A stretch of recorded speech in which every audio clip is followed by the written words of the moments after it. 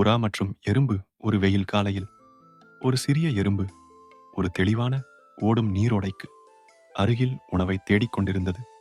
திடீரென்று ஒரு வலுவான காற்று வீசியது.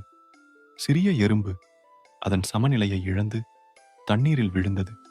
ஏழை எறும்பு போராடியது, ஆனால் நீரோட்டம் மிகவும் வலுவாக இருந்தது.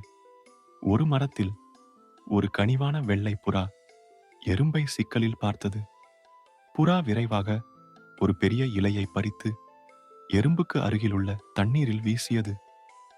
இதை பிடித்துக் கொள்ளுங்கள் என்று புறா கூச்சலிட்டது. எறும்பு இலையை பிடித்து பாதுகாப்பாக கரைக்கு மிதந்தது. மிக்க நன்றி, எறும்பு கூச்சலிட்டது. புறாவின் உதவிக்கு நன்றி. சில நாட்களுக்குப் பிறகு ஒரு வேட்டைக்காரன் வலையுடன் புறா மீது அமைதியாக பதுங்கியிருப்பதை எறும்பு கண்டது. எறும்பு தனக்கு ஏதாவது செய்ய வேண்டும் என்று அறிந்திருந்தது.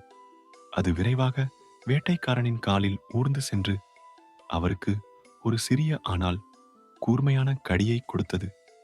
ஐயோ என்று கூச்சலிட்ட அந்த மனிதர் வலையை கீழே போட்டார். சத்தம் புறாவை திகைக்க வைத்தது. அது விரைவாக பாதுகாப்புக்கு பறந்தது. புறா கீழே பார்த்து எறும்பை மகிழ்ச்சியுடன் கிண்டல் செய்தது. அதன் உதவிக்கு நன்றி. அந்த நாளிலிருந்து அவர்கள் சிறந்த நண்பர்களாக மாறினர். கருணை எப்போதும் உங்களிடம் திரும்பும் என்பதை நிரூபிக்கிறது. ஒழுக்கம். ஒரு நல்ல செயல் ஒருபோதும் வீணாகாது.